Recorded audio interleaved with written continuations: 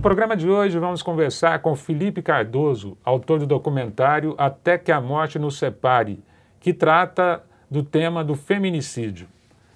Bem-vindo, Felipe. Obrigado, Ranulf. Obrigado pela oportunidade de estar aqui na TV Assembleia para compartilhar um pouco da minha experiência com você e com os telespectadores que nos assistem. Felipe, Até que a Morte nos Separe, ele conta histórias fortes de mulheres que foram vítimas de violência. O filme é um projeto conjunto seu e da Larissa Laudano e Guilherme Barbosa, não é isso? Exatamente. Foi realizado um projeto, né, com o intuito de ser um trabalho de conclusão de curso para a nossa graduação em jornalismo. Eu fiz em parceria com esses dois amigos, né, Larissa Laudano e Guilherme Barbosa. E nós, o que chamou nossa atenção, né, o que nos motivou a retratar esse tema, são com certeza os números expressivos do Estado, né? Nós temos aí um Estado que possui um registro, né, segundo o Mapa da Violência de 2015, como um Estado entre os 3 principais estados onde mais se mata mulheres por razões de gênero. Então, onde a violência doméstica, a violência contra a mulher, ela é mais expressiva. Então, sem dúvidas, essas informações foram responsáveis por gerar em nós essa inquietação e essa vontade de abordar esse tema. Como é que foi o processo de realização? Vocês utilizaram materiais de arquivo, fizeram entrevistas? Bom, Ranulf, a princípio a nossa preocupação foi em chegar nessas pessoas, né, para poder contar essas histórias. Então, nós precisamos sim utilizar muitos materiais de arquivo. Nós entramos em contato com muitas emissoras, né? Tivemos a parceria de grandes emissoras do Estado que nos cederam esse material, eles abraçaram a causa, vamos dizer assim, e nos deram a oportunidade de usar esse material de apoio no nosso documentário. Sem dúvidas, esse material foi responsável por qualificar e muito o nosso trabalho perante a nossa banca avaliadora e foi fundamental para trazer aí a pegada que a gente gostaria mesmo.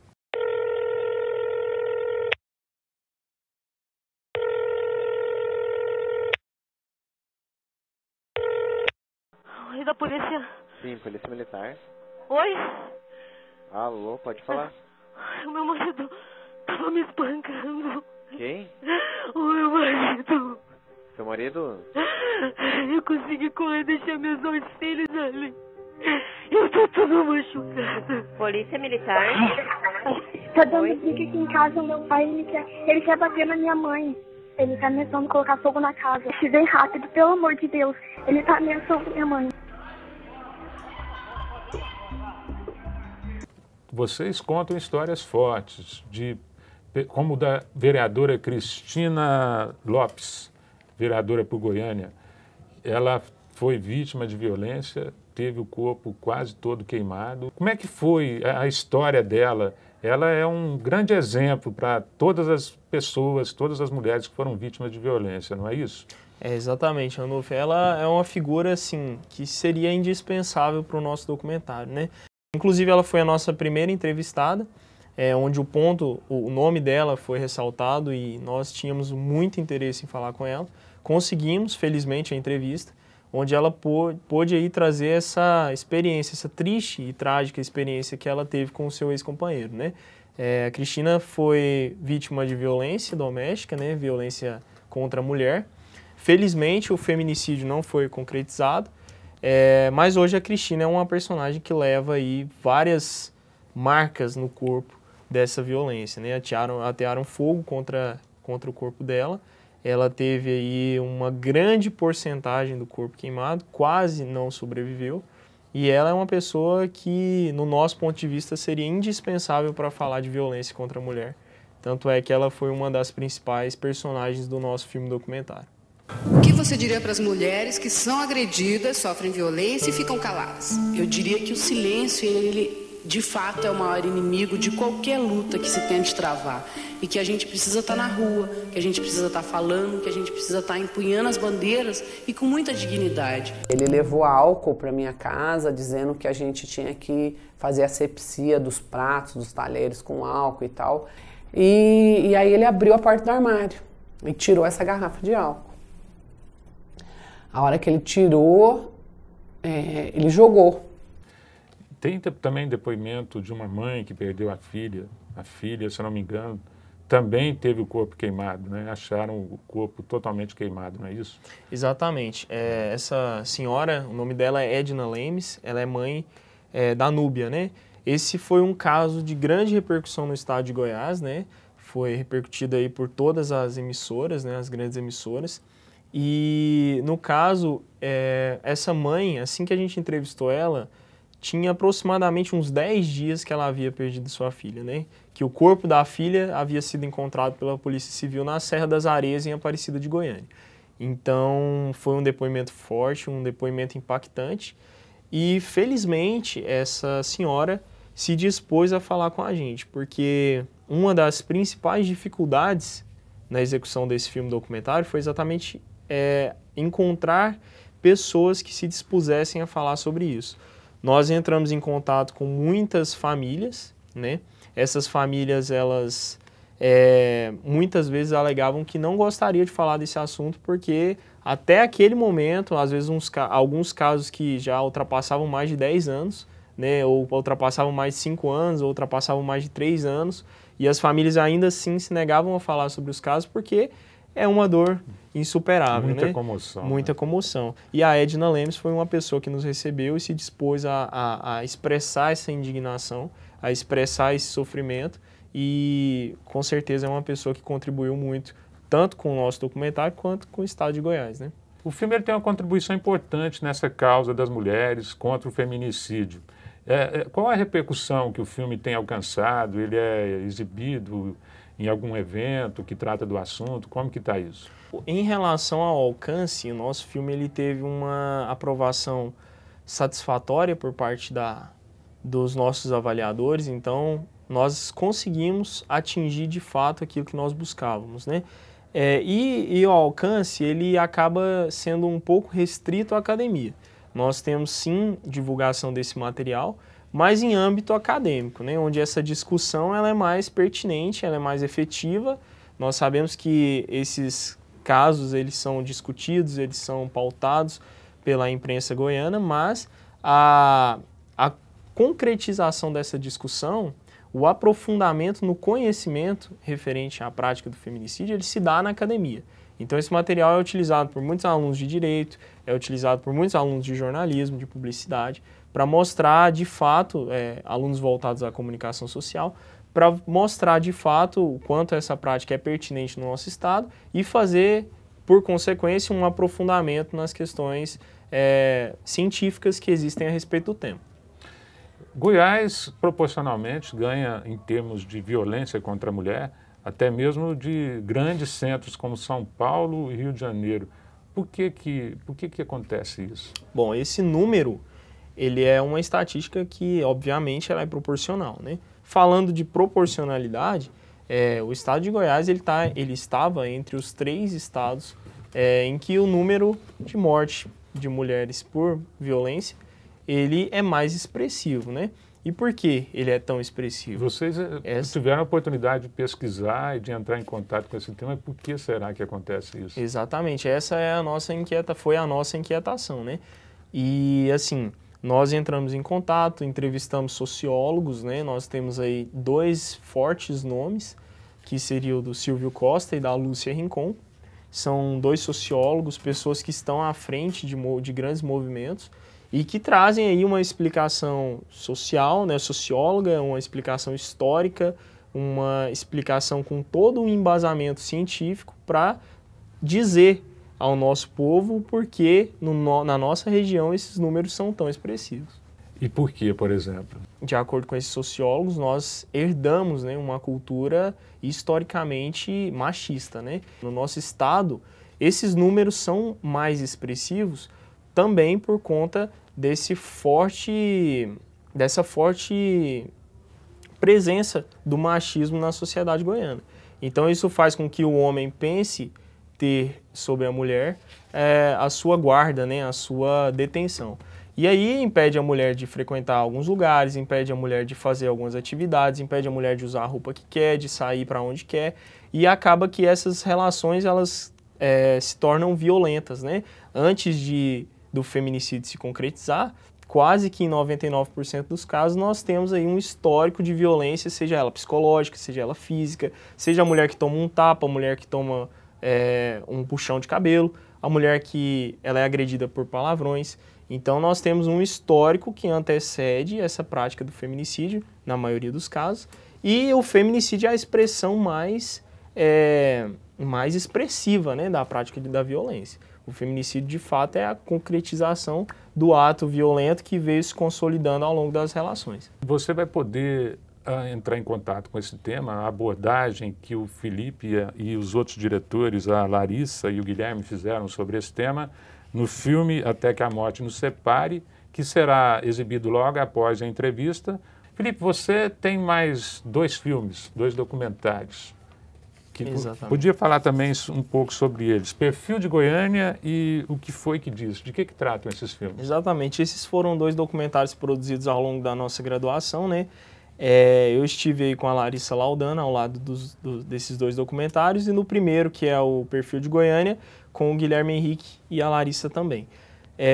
Esses documentários, eles trazem uma abordagem um pouco diferente, né? O Perfil de Goiânia traz aí uma retratação de pessoas que fotografam a capital, que fotografam Goiânia, por uma perspectiva um pouco diferente daquela que é vista normalmente nos grandes veículos de comunicação, né?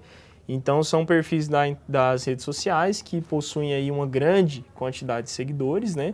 Uma expressiva quantidade de pessoas que admiram esse trabalho, e nós resolvemos falar com essas pessoas que fazem essas fotografias e que muitas vezes não têm nenhuma relação com jornalismo, com publicidade, com qualquer curso ligado à comunicação social. Então nós fomos atrás dessas pessoas que estão por trás das câmeras, que fotografam a nossa capital e que não possuem nenhuma relação com essas áreas afins da comunicação, né? A ótica de cada um é única. E isso é refletido no filme? É refletido no filme. Nós temos perfis aí que são voltados à arte urbana, nós temos perfis que são voltados ao paisagismo.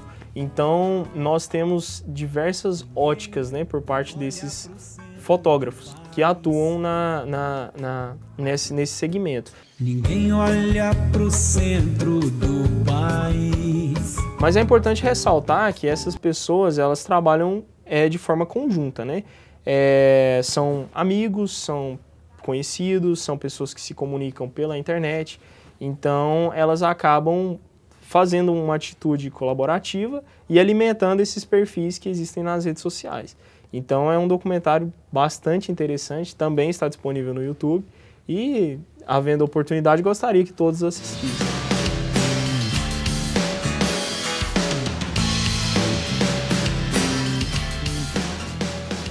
Então, quem quiser assistir Perfil de Goiânia, é só ir lá no YouTube, filme do Felipe Cardoso. Exato. E aí tem O Que Foi Que Disse. O Que Foi Que Disse. Seu. Exatamente. O Que Foi Que Disse, nós tratamos sobre uma pauta bastante atual, vamos dizer assim, né? O déficit de atenção. É comprovado historicamente que muitas pessoas elas herdam esse déficit de atenção, mas essa é uma discussão bastante recente, vamos dizer assim, né? Tem sido discutido isso recentemente. Então nós conseguimos encontrar uma família em que herda esse histórico de déficit de atenção. E como que é, resumidamente, a realidade dessas pessoas na sociedade? Então, essas pessoas elas carecem um pouco mais de atenção com alguns detalhes que às vezes passam despercebidos por nós que normalmente não temos esse déficit de atenção tão expressivo, né? O que acontece? Normalmente uma criança que tem o déficit de atenção precisa de um pouco mais de compreensão, precisa de um pouco mais de pulso firme, no sentido de que, olha, a pessoa ela tem uma missão, ela tem uma tarefa, mas logo ela se dispersa com alguma coisa e tem o seu foco desviado.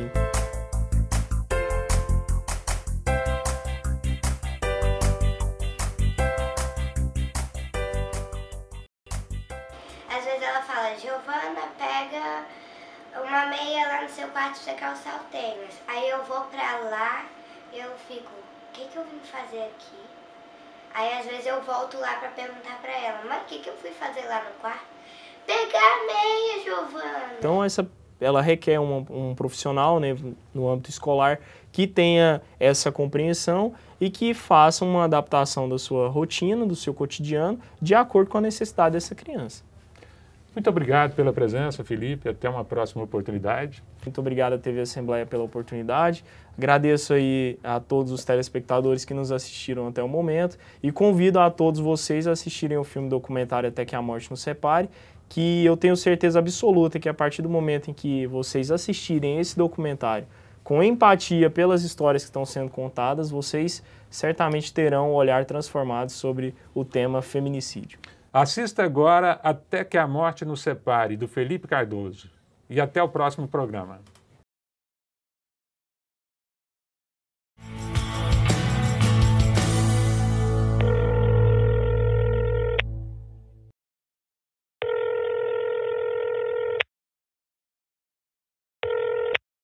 Oi, da polícia. Sim, polícia militar. Oi? Alô, pode falar? O meu marido tava me espancando.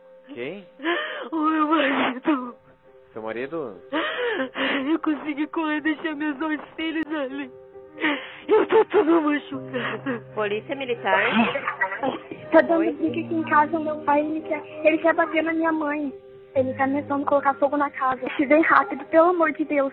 Ele tá ameaçando minha mãe. Por favor, eu preciso de ajuda. O meu namorado tá me agredindo. Agora eu preciso de ajuda. Se você encontrar no meu celular, vai ser pior. Tô te avisando. Certo? Ele mora perto do dele. Polícia militar? Boa noite. Boa noite. É a polícia militar? Polícia militar. Eu preciso de uma viatura com urgência. Por favor, meu marido entrou em dia agora, quase me matou dentro da minha casa. Ele tentou lhe agredir? Me agrediu, ele quase me matou. Eu tava dormindo, eu e minha filhinha de 5 aninhos. Moça, pelo amor de Deus, eu preciso de uma ajuda na rua. Moça, eu me acordei, eu acho que o ex-marido da moça matou a minha sobrinha. Pelo amor de Deus, me ajuda.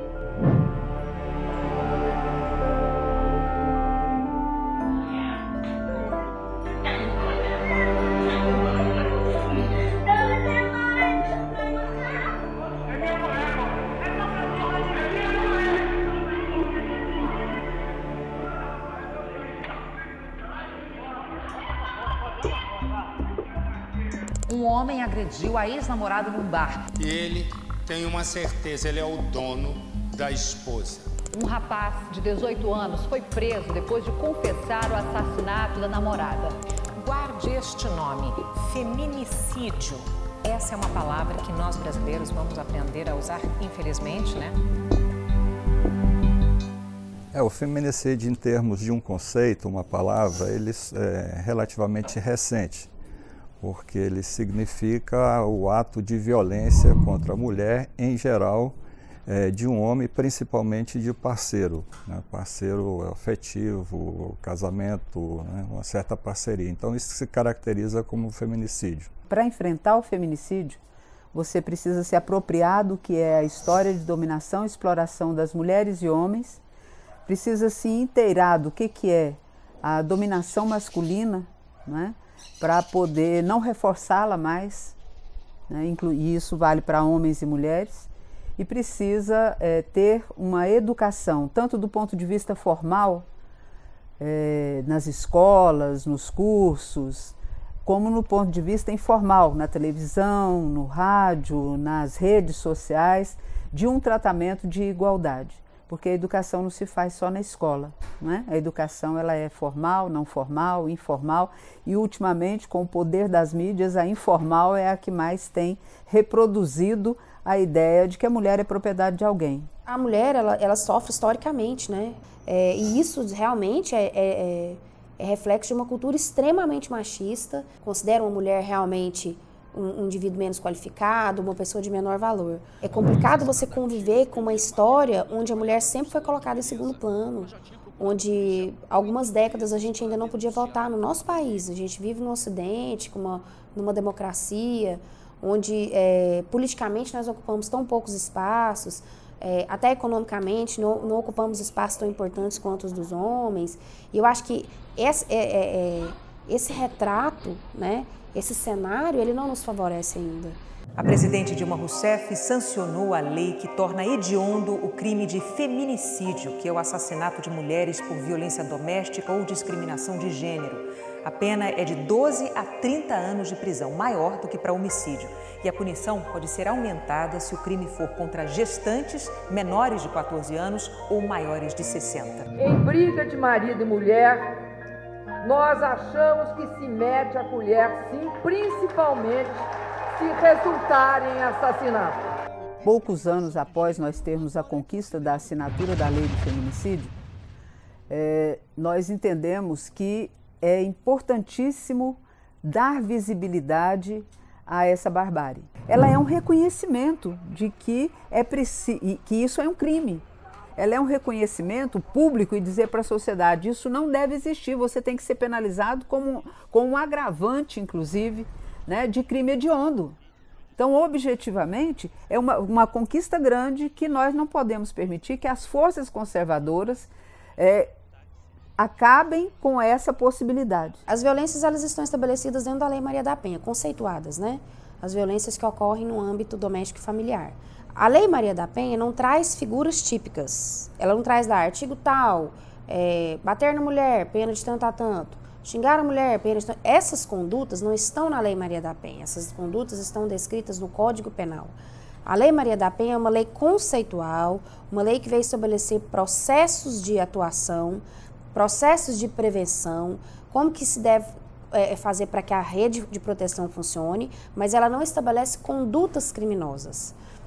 Quando você fala assim, que é violência quando o homem controla a roupa que a mulher veste, quando o homem controla o horário em que a mulher sai ou volta para casa, geralmente, se for uma situação muito explícita, a gente até consegue conceituar e tipificar dentro de um constrangimento legal, às vezes dentro de um crime de ameaça, às vezes dentro de um crime de cárcere privado, mas para que isso seja tipificado dessa forma, eu tenho que ter uma situação muito expressiva.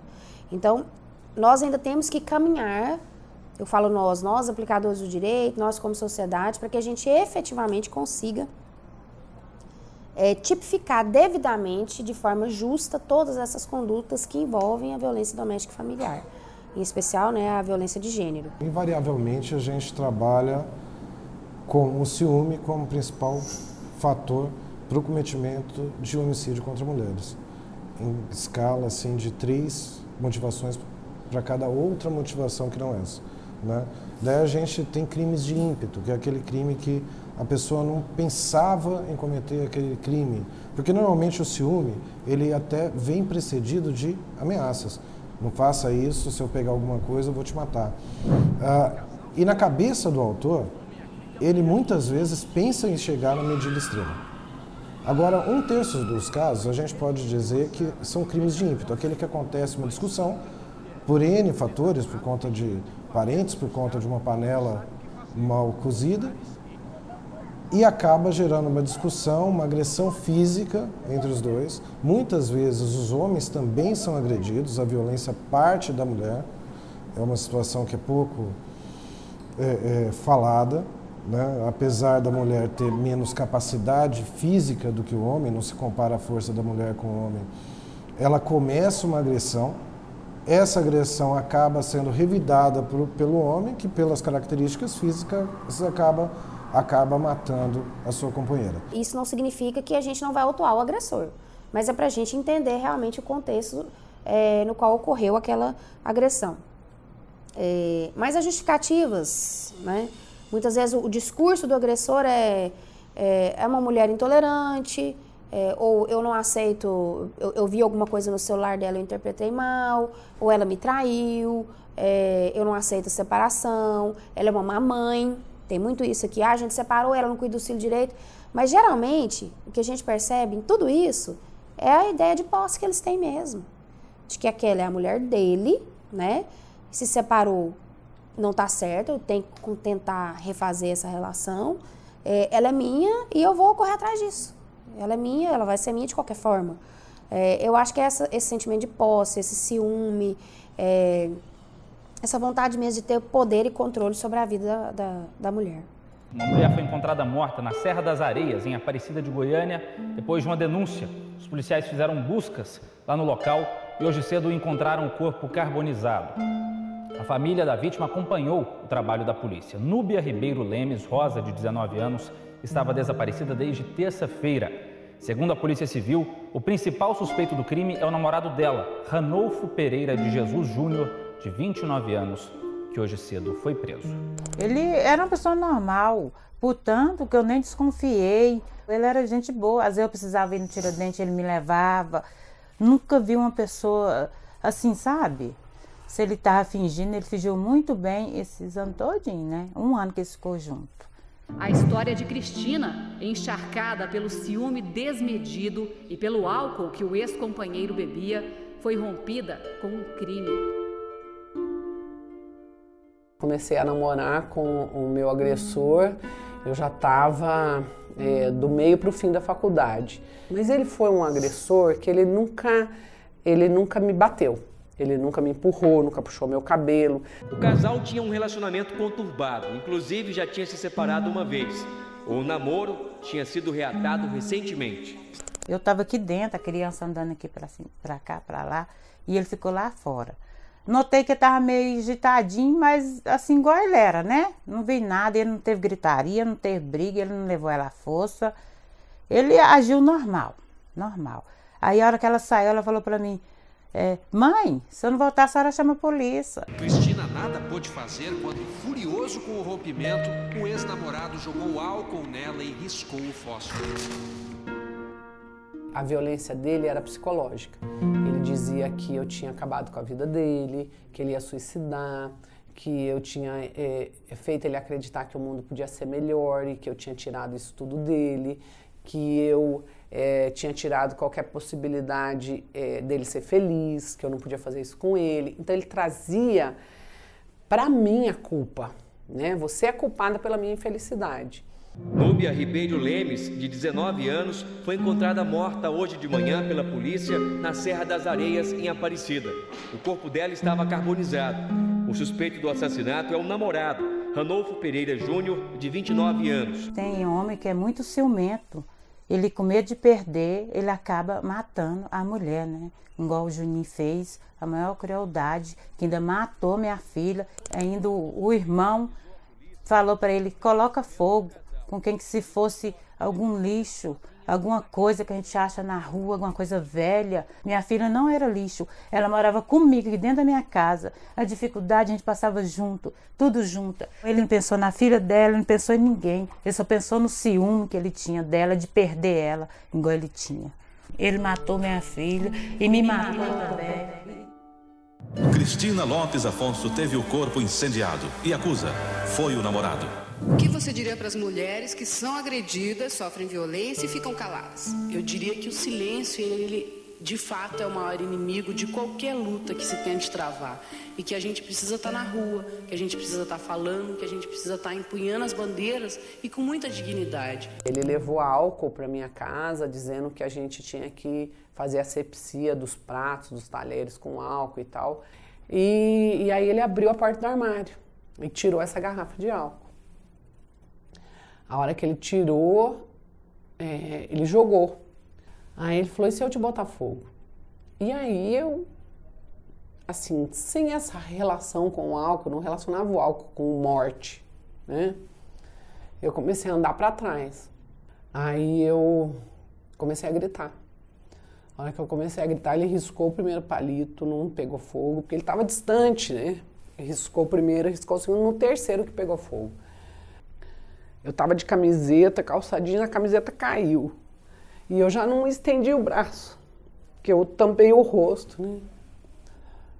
E aí fui pro hospital. Cheguei no hospital, fui atendida. E eu me lembro que a calça tava muito molhada, né? Mas inteira a calça. E eu falei pra enfermeira, corta essa calça, porque eu não sei como é que tá. Ela, não, essa calça tá muito boa. A hora que ela tirou a calça, assim, minha perna desceu junto. E aí eu já estava no quarto, já enfaixada, já tentando puncionar uma veia, já medicada, né, oralmente. E ele chegou no quarto. E a hora que eu vi, eu comecei a gritar que ele ia me matar, que ele tinha voltado, que era para tirar ele de lá. E ele entrou e falou que a enfermeira era burra, que não sabia fazer as coisas, que ele mesmo ia puncionar essa veia. Aí eu desesperei, né? Imagina, eu pensando que ele tinha um remédio que podia tirar a vida dele, quer dizer, podia tirar a minha, né? E aí comecei a gritar, e aí vieram médicos, veio segurança do hospital e tudo, tiraram ele de lá. Eu queria deixar claro que a maioria absoluta dos casos é investigado e a gente chega a uma solução. Então por que ainda continua tendo isso? Porque normalmente é mostrado na TV. Então, qual que é a situação? É que a pessoa não vai presa, todo mundo sabe que não vai preso. Mesmo existindo a legislação, a punição ela ainda é insuficiente, não é? Porque, em geral, só para aquele que não tem condições de pagar, de ter bons advogados, que talvez tenha uma penalidade mais severa, não é? A questão do aumento da violência, ela se dá pela falta de punição, né? Hoje, e está visto aí no Brasil, nós não temos nem lugar nas cadeias mais. Então, a prisão tem acontecido em casos extremos. E isso fortalece. Eu posso ir lá estuprar essa moça, essa menina, essa mulher, e eu vou passar algumas horas na cadeia e vou estar livre. O que parece é que a vida humana realmente não tem mais valor. Matar alguém hoje não é algo mais inaceitável para algumas pessoas. As pessoas hoje querem ter armas. As pessoas querem liberação de armas. Elas querem ir no supermercado comprar revólver. E aí eu tô lá no trânsito, um cara me fechou no trânsito, eu vou tirar meu revólver do carro e vou dar 10 tiros nele. Porque um cara ontem achou que ele podia pegar um revólver, pular o muro da escola e dar 10 tiros na cara de uma menina dentro da escola. Porque eu acho que, infelizmente, a gente está vivendo um momento onde a vida perdeu o valor. Comprou para que finalidade? Matar. Matar quem? A Rafaela. A Rafaela, por qual razão? Porque eu odeio ela. É da cultura do brasileiro que matar é permitido. Pela fragilidade das nossas leis, a pessoa mata e vai para a rua e é capaz de matar novamente. O vizinho do agressor acaba vendo que matar é uma opção. Isso é igual ao relacionamento. Se a gente considerar no relacionamento a separação como uma opção, a gente vai acabar se separando. Da mesma forma, é a criminalidade. Se o homicídio for encarado como uma opção, vai ter cada vez mais mortes. Tenta entrevistar a mãe de uma pessoa que morreu brutalmente assassinada por conta de um marido ciumento. Tenta explicar a ação dela, o que ela sente quando ela vê o assassino da sua filha andando pelo mesmo bairro. Se eu pudesse voltar no tempo, eu jamais ia livrar ela desse homem infeliz, esse assassino, que é o Ranulfo. Que eu amo muito ela, esse sorriso dela, ela é uma menina muito alegre. E ela ainda falou pra mim, mãe, eu vou voltar, e não voltou.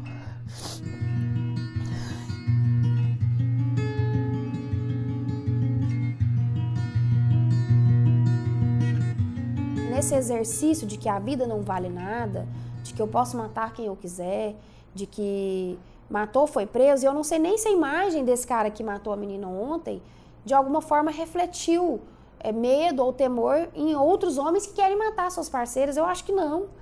Então, o que a gente deve fazer? Primeiro, nosso trabalho, sempre achar a autoria.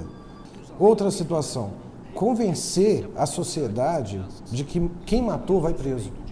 Então, nisso, a mídia tem uma participação decisiva, porque a cada assassino que a gente mostra, a gente está mostrando para aquelas pessoas que teriam a ideia de matar um vizinho com quem não convive bem, por exemplo, de que o crime não compensa, que a polícia vai, investiga e prende. E outra situação, convencer o judiciário a permanecer com o preso encarcerado. Porque a gente acredita que somente a segregação é capaz de pacificar a sociedade. Eu não estou entrando aqui na celeuma se a cadeia regenera ou não o ser humano. Só que eu sei que enquanto ele está preso, ele não mata gente de bem. Nenhuma mulher precisa ter medo de sair à rua, tomar um ônibus, ser assediada em qualquer lugar.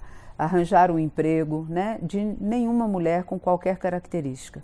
As mulheres, enquanto seres humanos, têm direito de viver a vida em condições de igualdade. Independente se a mulher traiu ou não traiu, se ela pensa em se separar, o homem não é dono da mulher, ninguém é dono de ninguém. O que a gente tem que fazer é respeitar a vida. E para respeitar a vida, a gente tem que respeitar aos outros e as leis. Só que a gente tem que ter, para a vida plena, a gente tem que ter amor pelos outros, amor por nós mesmos e respeito pelas leis. E as leis têm que ser boas. Ninguém respeita o que não presta. Tá arrependido? Não.